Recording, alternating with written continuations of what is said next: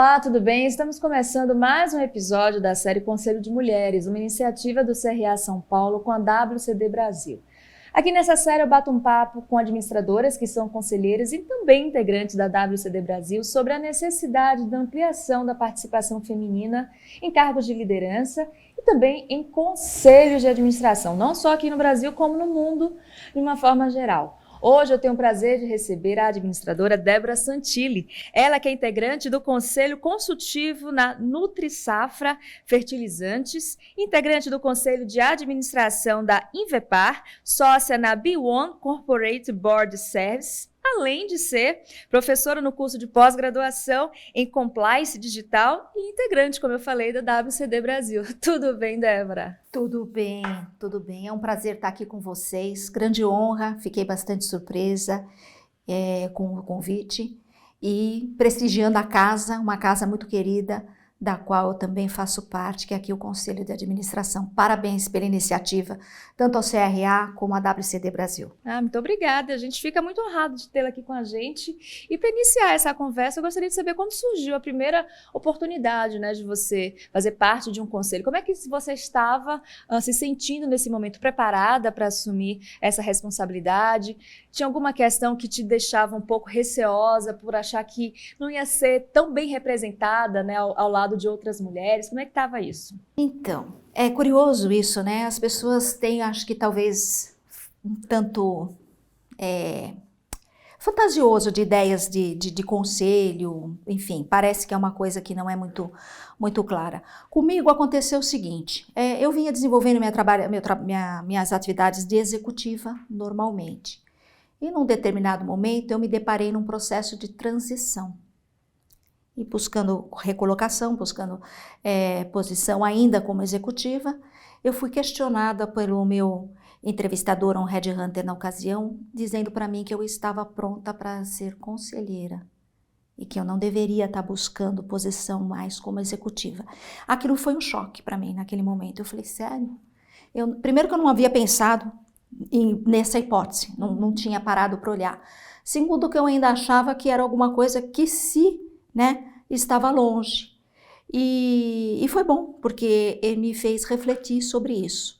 E aí eu comecei a entender como que era esse universo, aonde eu encontrava os pares, como que funcionava isso. Passado um tempo, não sei, possivelmente deve ter vindo por conta dele, eu recebi um convite para fazer parte de um curso de preparação de mulheres para conselho, uma classe exclusivamente feminina. Um curso de duração de 1 ano, foi com uma afiliada à Fundação Getúlio Vargas, a qual me abriu muito leque e que eu gostei muito. E depois disso passei a absorver esse processo e me dedicar mais a estar atuando em conselho e vim desenvolvendo a carreira nesse sentido. Excelente. Bom, você como conselheira, quais são os principais valores, né, que você carrega, que você defende? Como é que você vê esses valores hoje dentro dos conselhos? Bom, eu entendo que os valores têm que ser aquilo que está no DNA da gente. Não depende da posição onde você está. Você vem contigo, tá? Você carrega com ele a vida toda. Quando você chega no conselho, você é o porta-voz, mais ou menos, dele, tá? Você é o exemplo desses valores. Você tem que não só ter falado, mas você tem que praticar aquilo que você fala, porque os olhares estão sobre você. Então, que tipo de valores são eles? Valores éticos, valores de conduta, de comportamento, de exemplos, de como faz no discurso e na prática, sendo coerente com o que existe, tanto do arcabouço moral, que a sociedade entende desta forma, como legal, que se espera dos cumprimentos das atividades empresariais. Bom, pesquisando sobre você, eu vi algumas entrevistas, algumas participações em eventos e achei um conceito, um termo, na verdade, muito curioso, cidadania corporativa. Gostaria que você explicasse para a gente o que é que significa esse conceito e como é que ele pode, né, se encaixar dentro desse tema que a gente está abordando hoje, né, equidade de gênero, diversidade nos conselhos de administração. Cidadania corporativa foi Curiosamente, a primeira vez que eu tive contato com esse termo foi aqui na casa, aqui no CRA, junto aí das comissões temáticas que também congregam aqui. E a cidadania corporativa, ela vem com um assunto, né, mais amplo do que seria uma responsabilidade social. Por quê? Porque a empresa é um organismo vivo. E tal como eu e você, indivíduo, temos a nossa participação social, a nossa cidadania, a responsabilidade de um cidadão, a empresa também tem, no contexto que ela está inserido, e sobre toda o seu arcabouço de influência que ela exerce nos seus negócios, perante seus funcionários, perante seus acionistas, perante os parentes dos seus funcionários, clientes, fornecedores, enfim, tem todo um universo, governo tem todo um universo, umas mais, outras menos, claro, dependendo do tamanho e do setor que ela está inserida, mas o conceito é o mesmo, então é do micro para o macro, é você cidadão, pessoa, você cidadão, empresa. Bem, respondendo a tua pergunta, então se eu sou responsável, se eu tenho essa dimensão do que significa a atuação do que eu represento, inserir pessoas, inserir diversidade. Diversidade não é só de gêneros, diversidade ela vem de multidisciplinaridades e atualmente a gente fala de transdisciplinaridades, que é um contexto um pouco maior do indivíduo, no seu dia a dia. Porque o seu universo de atuação também é diverso. Você tem diferentes públicos, você tem diferentes ranges de alcance. A tua continuidade de negócio depende disso. Então, o entendimento de uma empresa cidadã passa pelo viés, sim, por dentro. Eu não gosto da palavra viés, tá? Mas passa por dentro. Por que você não gosta da palavra viés? Porque ela tem, muitas vezes, distorcida e cai em várias conotações. Então, eu prefiro assim, passa pelo eixo, tá? Pelo eixo de ser inclusa, de estar ao alcance de todos. Muito bom. Bom, a gente aqui está com uma ilustre representante da casa também, porque a Débora é registrada e também fez parte do grupo de excelência em profissionais em recuperação de empresas aqui do CRASP. Fala um pouquinho para a gente sobre essa sua participação no grupo. Até hoje o grupo existe, né? Desenvolvendo vários trabalhos em prol do desenvolvimento dessa área da administração. Fala um pouquinho sobre a sua experiência de fazer parte dele. É excelente. Cresci bastante. A casa sempre foi uma casa inclusa, uma casa de multidisciplinaridade. Recuperação de empresas é uma atividade multidisciplinar, mais do que nunca tem exemplo e ação nesse sentido. Você pergunta como que isso contribui para a inclusão, né, de várias atividades. A recuperação de empresa exige conhecimento multidisciplinar. Tá, essa é a primeira coisa. Então, a gente já está falando de uma diversidade de formação técnica de vários eixos profissionais. E ela também tem uma característica de você lidar com diversos públicos, pelo momento de crise, pelo momento de dificuldade, enfim, e de necessidade de virar o jogo, né? Vamos falar de virar a sua própria mesa, de sair desse processo melhor do que entrou. A gente espera recuperar as empresas. Então, ela é uma disciplina e bastante inclusiva nesse sentido, sim. Olhando seu LinkedIn, a gente encontra muitas publicações sobre tecnologia, sobre o impacto que as tecnologias estão causando, né, no mercado de uma forma geral. Como é que você está acompanhando esse avanço e como é que esse avanço da tecnologia tem chegado aos conselhos?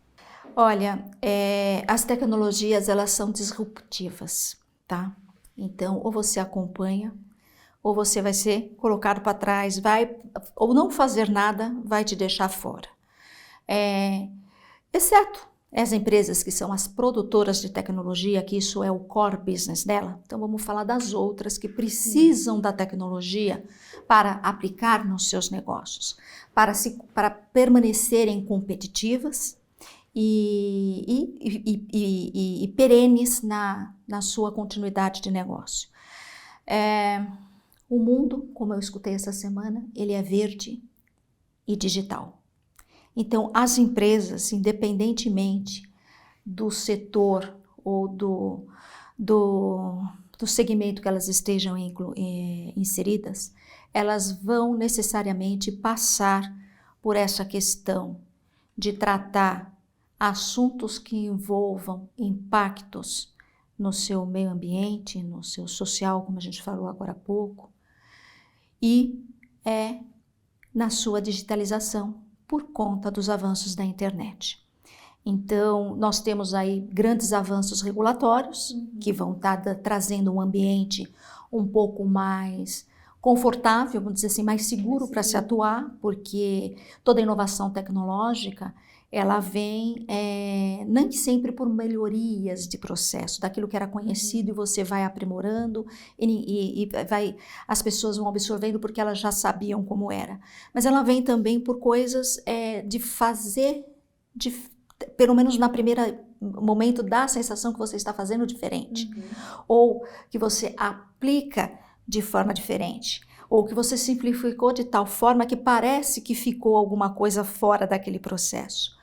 E aí, passado algum tempo, as pessoas vão entendendo melhor, vão absorvendo melhor como que isso funciona, e o regulador também se sente mais confortável para poder dizer, olha, isso aí que você estava fazendo, a gente já fazia desde sempre, tá? Só que chamava diferente, por exemplo, mas é igual. Ou é necessário que haja algum tipo de regulação para que dê estabilidade ao sistema econômico, aos usuários, a todos os participantes que possam estar colocando nisso. Então, isso a gente tá tendo agora um avanço bastante grande e são todas muito bem-vindas. Acredito que as empresas também estão agora um pouco mais confortáveis sobre as aplicações dessas novas tecnologias e vamos ver um crescimento econômico nisso também em função dessa capacidade que a tecnologia traz. Como é que você se mantém atualizada? Dá uma dica assim pra gente. Olha, eu procuro, é difícil, né? A gente tem um bombardeio de informação muito grande sempre, mas eu procuro fazer filtros dando foco nas minhas áreas de interesse, que atualmente tem finanças, tecnologia faz parte, né? Conselho de administração, conselho fiscal, auditoria, na área que são as minhas áreas de formação, eu dou uma ênfase, eu busco o que tem de tecnologia dentro disso e os segmentos onde eu estou atuando. Né? Então, aí é do business, né? Do negócio. E leio também amenidades para distrair, tá? Para arejar a cabeça. É importante também, É bom. Mas é isso, eu faço uns filtros nesse sentido. Então, mídia direcionada. Excelente. Bom, Débora, a gente sabe que tem crescido o número de mulheres em cargos de liderança, em cargos mais elevados numa empresa, mas ainda o crescimento é muito pequeno. Eu tenho feito essa pergunta em quase todos os episódios. Nós temos motivos para comemorar esse crescimento? Ou você acha que é ainda muito pouco para a gente comemorar? Precisa muito mais do que isso? Principalmente porque as previsões de atingimento da equidade entre gêneros ultrapassa 100 anos, né? E desde que eu me conheço, esse número tem sido esse aí, tá? A gente às vezes vê, parece que diminuiu um pouquinho, virou 80. Depois daqui a pouco virou 130, que foi o que aconteceu na campanha. Né? Exato. Mas assim, eu ainda acho que está longe para dizer assim, podemos comemorar. Nós vamos poder comemorar quando as coisas forem de maneira natural, que a gente não precise ficar explorando um tema como se estivesse fazendo um processo educacional. Quando a gente não precisa mais estar fazendo um programa como a gente está fazendo hoje, nessa série. Exato. Não, a gente tem que entender o seguinte. Primeiro, né, as mulheres, elas não são a minoria. Né? Aliás, até em muitos lugares somos maioria. A questão de representatividade não é uma representatividade por uma voz de algo que precisa ser expresso porque é uma minoria, como às vezes dá a sensação. Não, é o contrário. É um exercício democrático daquilo que naturalmente está expresso na sociedade. Então, isso passa por um eixo de educação, de formação, de dentro de casa, de pai, mãe, escola, de respeito, antes de mais nada. Acredito que tenha muito mais a ver com a educação que as meninas recebem ainda, que limitam o seu potencial ou a sua visão de mundo, do que pode ou do que não pode, se poderia. A gente, como mulher, tem uma questão que eu entendo que é de interesse público e social, não é só uma pauta feminina, que a gente traz a maternidade. E não dá para ser terceirizada a maternidade. Né? Não é algo que não... Então, isso é um assunto que tem que ter atenção, né? Porque nós seremos mães, ou ainda que não escolhemos ser mães, o fluxo natural da vida traz preparado para isso. E a sociedade cobra nesse sentido. Mas você não precisa só ser mãe ou deixar de ser outra coisa para ser mãe. Até porque isso é uma fase, é um período, você não precisa eliminar nada. Eu sou mãe. Então, ainda é difícil. Acho que nós temos alguns avanços que vão começar a apontar daqui a alguns anos, dada a mudança de legislação. Isso eu estou dizendo assim, licença parental. Né? A gente é mãe, não é mãe sozinho, você não faz filho sozinho. Então, a responsabilidade é de casal. Isso muda um pouco em relação à visão do empregador e responsabilidades que o empregador tem em relação a isso, que a gente tem que compreender também que as empresas, elas têm gaps, não são todas que vão ter ou terão condições de você ter uma licença o tempo todo. Então, precisamos também compreender que tem questões sociais nisso, que tem que ser tratadas juntos com política pública, como essa inovação da lei vem trazer. Então, acredito que daqui a alguns anos a gente vai ter um pouco mais de efeito sobre essas questões que vão deixar as nossas futuras executivas, essas que estão chegando, mais tranquila nessa pauta, e os empregadores também, e isso vai refletir no número, na distribuição do número. Débora, recentemente a revista Forbes lançou uma matéria falando sobre a remuneração nos conselhos de administração aqui no Brasil, trouxe uma relação das empresas que melhor remuneram, né, seus conselheiros. Aí eu gostaria de fazer um link com a questão da diferença salarial entre homens e mulheres. É possível isso acontecer dentro de um conselho de administração? Como é que funciona essa remuneração? Depende do grau de maturidade da governança, vou colocar mais, que é mais acertado. A matéria, eu vi, tá? E, como sempre, ela não faz um filtro sobre, por exemplo, a participação de acionista dentro do conselho. E isso distorce a visão do que está sendo pago.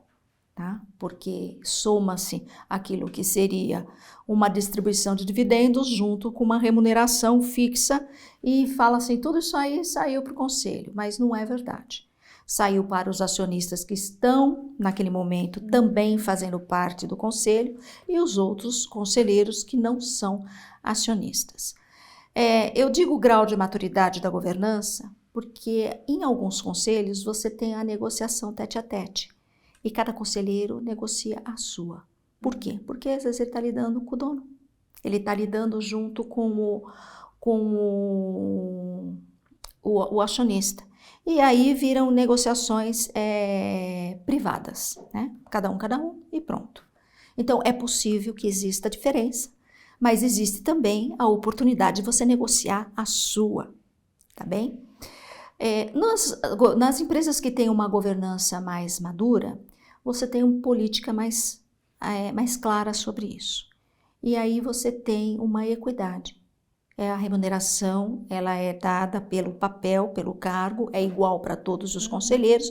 Vai haver, talvez, alguma distinção em relação quando o conselheiro tem uma agenda de trabalho um pouco maior que os demais. Às vezes isso acontece para os que estão em posição de presidente do conselho, por exemplo, que a agenda dele de trabalho é um pouco maior que a do outro. Então tem uma porcentagem maior. Justifica. Sim. Fora isso, não. Tá? Nesse patamar, o que eu posso dizer para você é que é igual. Excelente. Bom, conta pra gente agora como você conheceu a WCD Brasil. Então, eu conheci a WCD Brasil no curso que eu falei para você que eu fui fazer como conselheira. Foi o meu primeiro contato com a WCD Brasil. Isso foi em 2015. E eu sou associada na WCD Brasil desde 2019. Ainda foi assim, a gente ficou um tempinho namorando. Como é que funciona essa relação, assim, de vocês, conselheiras, dentro dessa organização para motivar, né, esse movimento de uma puxa a outra? Então, você vê, a gente tem um número pequeno mesmo, por conta do background, do desenvolvimento que vem para ser feito.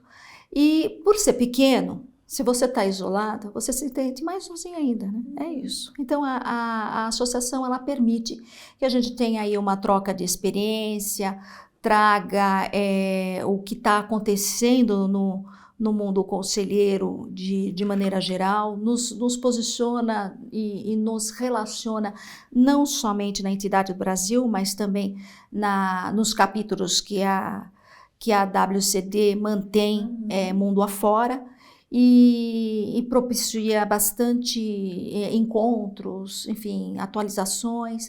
É bastante proveitoso para a vida da conselheira e como mulher também, por estarmos participando num público feminino que tem as mesmas dores, tem também as mesmas alegrias, poder compartilhar essas experiências. Isso mesmo. Bom, e administração? Por que a escolha em ser uma administradora? A administração aconteceu comigo muito jovem ainda, tá? A minha primeira opção de formação profissional, eu fiz processamento de dados, análise de sistemas. Na época não existia, era tecnólogo, era isso ou então ciência da computação. O que eu tinha em mente, ainda de menina, é que eu teria contato com tecnologia, trabalharia com computador, tá? Eu via máquina de escrever, calculadora elétrica, via isso, tinha as minhas tias, minha mãe e tal, trabalharam com esse tipo de coisa, eu cheguei até a fazer curso nisso, porque a minha mãe achou que eu ia ser talvez secretária, não sei. Enfim, mas eu já conhecia, eu já via o computador, eu falei assim, eu acho que eu vou ter que trabalhar com computador. Então eu optei em estar fazendo minha primeira formação na área de sistemas. Durante o curso, eu descobri a administração. Como? E aí eu me apaixonei, foi isso. Porque existia disciplinas que era voltado para organização e métodos da administração do CPD, a visão sistêmica do ambiente organizacional. E aí, nesse desenvolver do curso, eu pendi para direcionar para a administração, porque eu falei, essa é a minha paixão. Achei o que eu já queria, que eu só não sabia como chamava. Conta um pouquinho da sua carreira para a gente conhecer mais seu trabalho, sua trajetória. Você se formou, primeira oportunidade que você teve, assim, que você considera importante para dar um start na sua trajetória? Eu me formei já trabalhando. Eu iniciei, até porque eu já tinha o curso de tecnologia, né, tecnólogo. Eu iniciei a minha carreira no Banco Itaú, isso há 30 anos atrás aí, uma excelente casa, uma excelente escola, num departamento especificamente que era uma área ainda teste de produtos voltados para a pessoa física. Estava iniciando algumas inovações na área de crédito, iniciando o cartão de crédito. O cartão de crédito que eu conservo até hoje, eu tive naquela ocasião e depois disso, eu continuando ainda em bancos, eu vim trabalhar, saí de um banco de atacado, de um banco de varejo, aliás, para um banco de atacado, o Excel Banco, um banco muito diferente, com uma dinâmica muito diferente do que tinha ali no Itaú, mas ali já entrando dentro da minha área de expertise, onde eu vim me aperfeiçoar na área de finanças, totalmente voltada dentro de planejamento e controle orçamentário. Tive a oportunidade de conhecer todos os produtos e o planejamento empresarial, enfim, finanças avançadas, o que eu já estava vendo. Eu estava me formando, que eu já tinha visto dentro da universidade. Então, eu pude ter a oportunidade na prática e com excelentes profissionais também, que foram super importantes para o meu desenvolvimento profissional. A partir daí, eu também continuei aí uma trilha por dentro da área de finanças, né, do segmento de finanças, trabalhando com outros bancos, seguradora, corretora de câmbio e valores mobiliários. Isso foram durante 20 e poucos anos. E depois disso, fui para o mercado corporativo, empresas já com composição de econômico-financeiro, grupos com outras formatações, até chegar agora aqui como conselheira, que a gente fica mais eclético. Quanto tempo já como conselheira?